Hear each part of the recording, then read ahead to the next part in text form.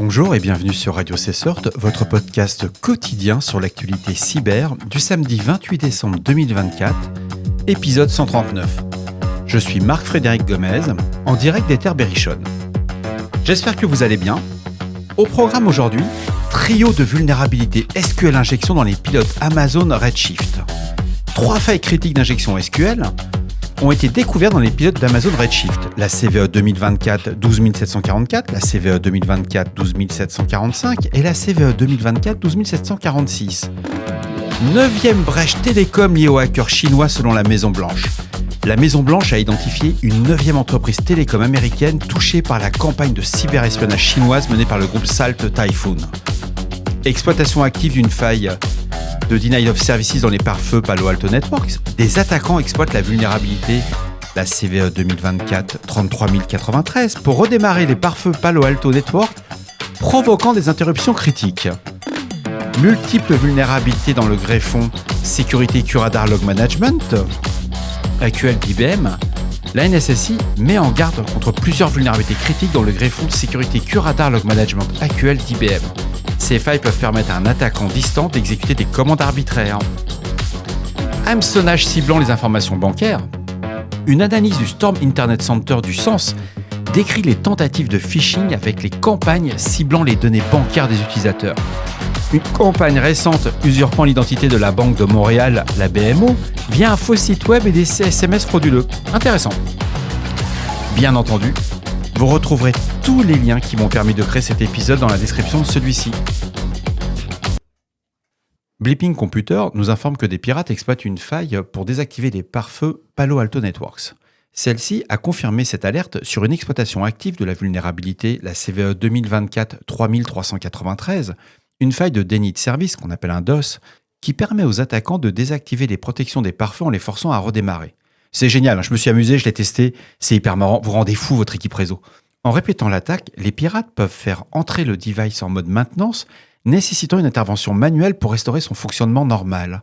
Quand on consulte l'avis de sécurité, une vulnérabilité de déni de service dans les fonctionnalités DNS Security du logiciel PanOS permet à un attaquant non identifié d'envoyer un paquet malveillant via le pare-feu, ce qui provoque son redémarrage. C'est assez facile à faire, mais il y a quand même une condition qui est nécessaire pour appliquer cette vulnérabilité. Il faut que la journalisation DNS Security soit activée.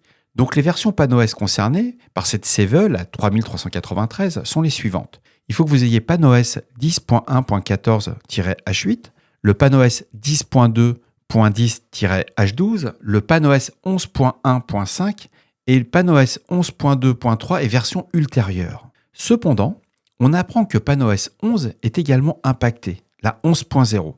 Elle ne recevra pas de correctif car cette version est arrivée en fin de vie, en end of life, le 17 novembre 2024. Les mesures prises par Palo Alto sont la publication de correctifs pour les versions maintenues du logiciel et proposent une solution de contournement pour les utilisateurs ne pouvant pas mettre à jour immédiatement leurs appareils.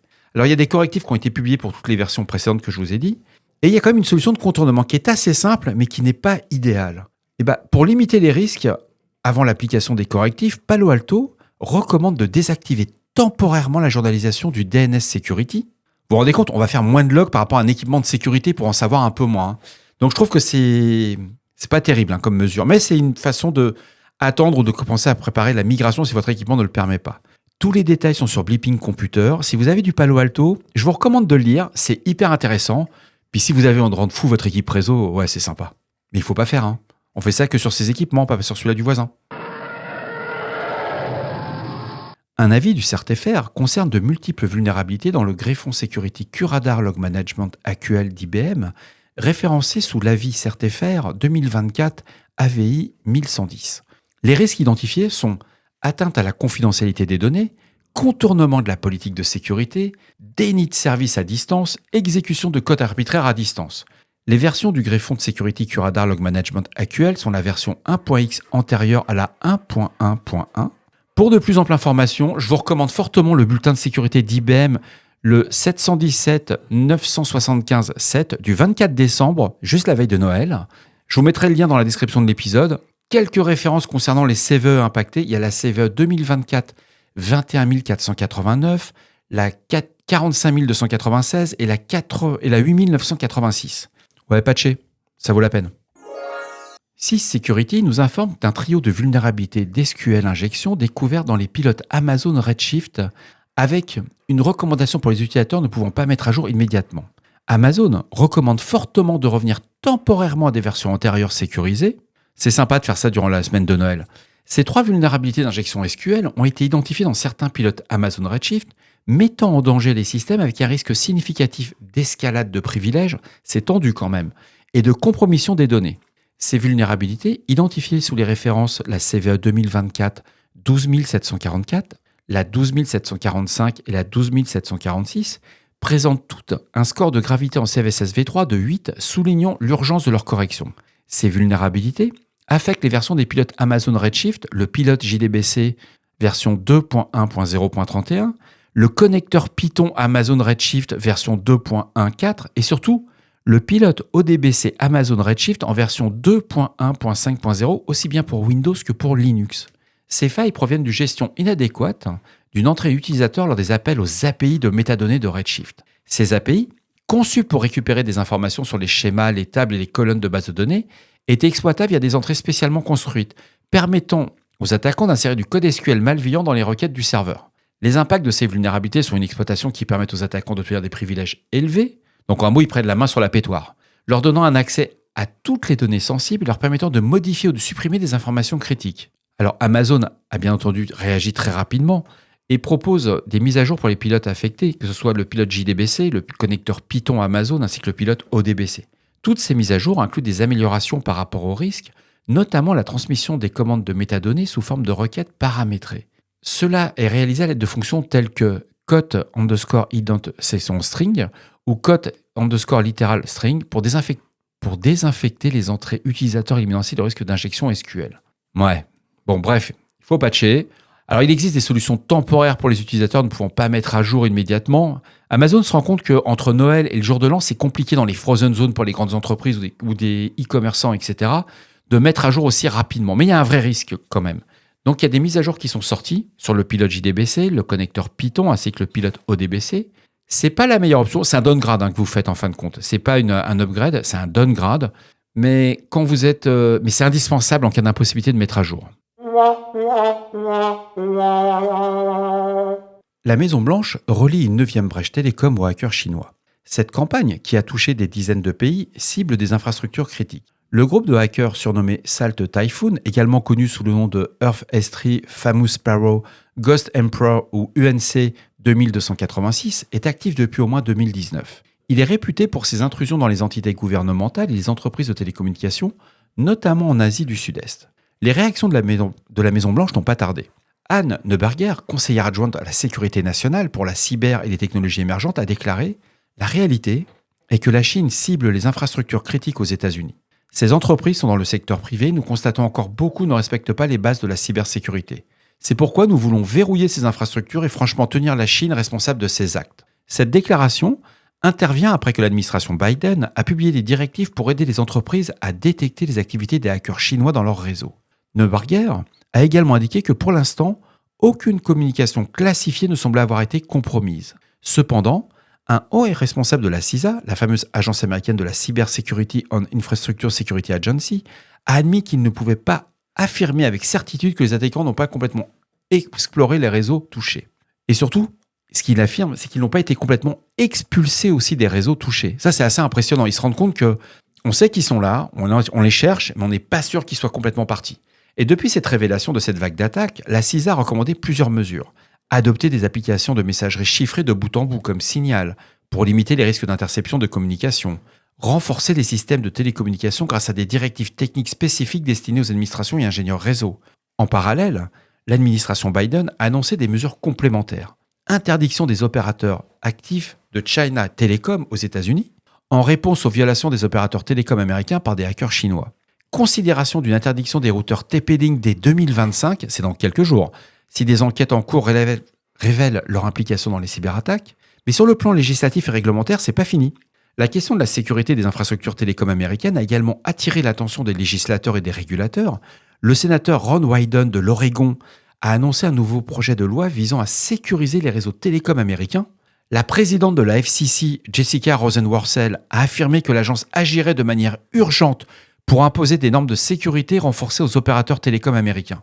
Cette série de brèches télécom, attribuée au groupe Seoul Typhoon, met en lumière la vulnérabilité des infrastructures critiques face à des campagnes de cyberespionnage d'État. C'est-à-dire qu'on n'est pas sur des groupes de cybercriminels. Ce sont des États, ce sont des gens qui sont employés, qui ont un travail, qui ont des contrats, des congés, etc. Donc leur job, c'est juste de faire de l'espionnage. Et ils le font plutôt bien. Tandis que les autorités américaines intensifient leurs mesures de sécurité et de régulation, les opérateurs privés sont appelés à renforcer leur défense pour faire face à cette menace persistante. C'est un article de Blipping. Ça rejoint énormément les alertes des agences américaines qu'on voit depuis plusieurs mois sur Radio CSERT, sur cette menace persistante de l'espionnage par des États, que ce soit aussi bien le gouvernement chinois que les Russes, que les Nord-Coréens, les Iraniens. Il n'y a pas grand-chose de nouveau, mais c'est sympa à lire en ce moment.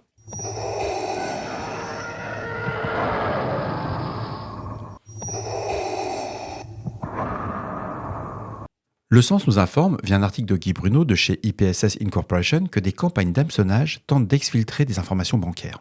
Comme chaque année, en cette période où les cybercriminels redoublent d'efforts pour obtenir des informations bancaires sensibles en se faisant passer pour des banques ou des services de livraison de colis. Ces messages frauduleux visent à collecter des données telles que les informations de cartes bancaires ou de crédit. Un exemple récent est une tentative de phishing par SMS prétendant provenir de la Bank of Montréal, la BMO. L'objectif était de convaincre la victime de vérifier une carte de crédit en fournissant les données sensibles. Le message reçu contenait plusieurs indices suspects qui permettaient de confirmer qu'il s'agissait d'un hameçonnage. L'origine suspecte provenait d'un SMS via un numéro avec un indicatif régional, le 438 pour nos cousins québécois, alors que BMO utilise toujours un numéro à 6 chiffres, le 266 898. Le message mentionnait un numéro de carte débutant par 55 10 29. Or, les institutions financières ne fournissent généralement que les 4 derniers chiffres des cartes dans leur communication officielle. Ce site web frauduleux identifiait un lien qui redirigeait vers un site mal orthographié. Alors, le site, c'était BMO Security Verify, sauf que les I de Security et de Verify, c'était des L qui avaient été remplacés. Et ce qui est assez surprenant, c'est que ce domaine est enregistré le 11 décembre 2024, probablement en vue d'une campagne de phishing, ça on va rester sur le côté prudent. Mais ce qui est hyper intéressant, c'est que ce domaine était rattaché à une adresse IP, la 34.155.192.52, via la SN 396 982. Et lorsqu'on fait une analyse sur VirusTotal, ça va révéler que 81 noms de domaines créés depuis le 23 décembre 2024 ont utilisé cette même adresse IP.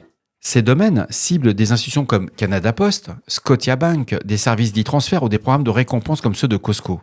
Quelques indicateurs de compromission sont disponibles dans l'article. L'adresse IP, la 34.155.192.52, un domaine frauduleux, le BMO Security Verify 1.com. Alors, quelques conseils pour se protéger. On vérifie toujours tous les détails dans un message. Le numéro d'émetteur officiel, l'orthographe des liens, les formats des informations demandées. On n'hésite pas à consulter les ressources officielles. Par exemple, pour BMO, ils précisent que tous les SMS proviendront de leur numéro court et jamais d'un numéro avec un indicatif. L'analyse des liens suspects est assez intéressante. Des outils comme VirusTotal et Scam Advisor permettent de vérifier la réputation des sites web. Bien entendu, on ne clique jamais sur les liens douteux. On accède toujours au site officiel de sa banque pour vérifier ses comptes. On ne passe pas par un proxy ou un agrégateur de comptes. Pas mal de ressources, de références utiles dans l'article du Sens. Merci à Guy Bruno d'IPSS Incorporation pour son partage. C'est brillant. Et voilà, cet épisode de Radio CSERT du samedi 28 décembre touche à sa fin. J'espère qu'il vous a plu, qu'il vous a apporté des informations utiles. N'oubliez pas, si vous avez des questions ou des suggestions de sujets que vous souhaitez voir abordés dans nos prochaines émissions, laissez-moi un message sur le répondeur de Radio CSERT au 07 68 20 09, 07 68 72 20 09. Je suis là pour vous. Prenez soin de vous. Et à demain pour un nouvel épisode. Au revoir.